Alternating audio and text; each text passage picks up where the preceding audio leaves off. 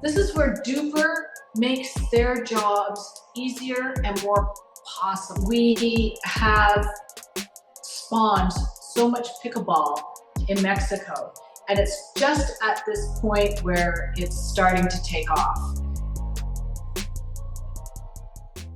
We were down here in Baja, and we had our home on the beach. We were spending lots of time on our water, and a neighbor kept stopping by. Come play pickleball. Come play. Pickle what? And you know, the shorter version of it, after a month of getting harassed and watching these old guys run around the court, you know, this is 12 years ago now. I agreed to go for lessons and bring Sally with me.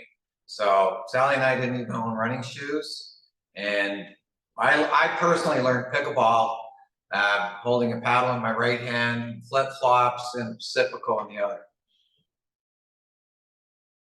We saw a need for a facility, and we loved the game. And like I said, one of the things that made Trace what it is, we came to it with no paddle or racket experience, and we built a place that we wanted to be at. We are pickleball first. We were built all around pickleball. And it wasn't until this year that we actually opened rooms. You know, you bring to the community when you build out properly, when you establish a facility like Trace that has really refined how to be viable. DUPR is a huge motivator for the individuals, and that at the end of the day is great for the club, where people have a greater investment to pickleball, participating in events and clinics and becoming a greater part of the community, and for them giving them a richer pickleball experience. In the past, when we were, you know, running little tournaments here and we were trying to segregate people, when you have to be that person face to face and say, well, yes, you're I think a 3.0, and then you have to do the debate of why they weren't a 3.0 or why they were a 3.0. So it's taken the personalism out of it. It's helped with our level of organization, and it's honestly been just a great step forward in the development of the sport. Clubs used to have to hire somebody to come in and rate the club at $20 a rate. Some people like the guy, but he had to sit there and watch you play.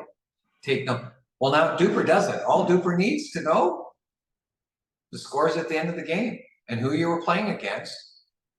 Boom, there it is.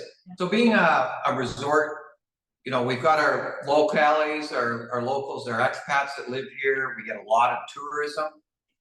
So we get a lot of different people coming in.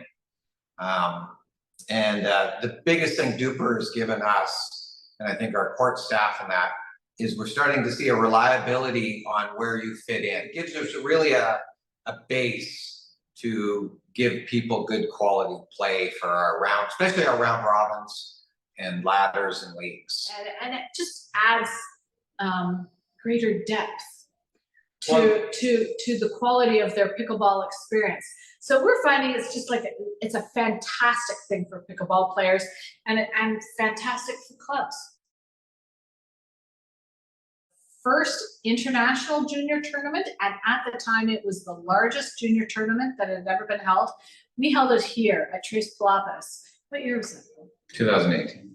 2018. Some of those kids that were in that tournament are now running their own facilities in Mexico. They don't have the full picture yet. They don't. And this is where DUPR is going to really help them. This is where DUPR makes their jobs easier and more possible.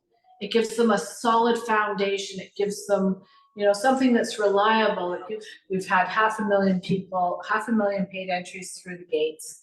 And we have spawned so much pickleball in Mexico, and it's just at this point where it's starting to take off. San Jose, our little tiny airport here, receives 7 million visitors from the United States alone every year, and a lot of them play pickleball, and they need places to play. So this is the boom place, and DUPR's helping out.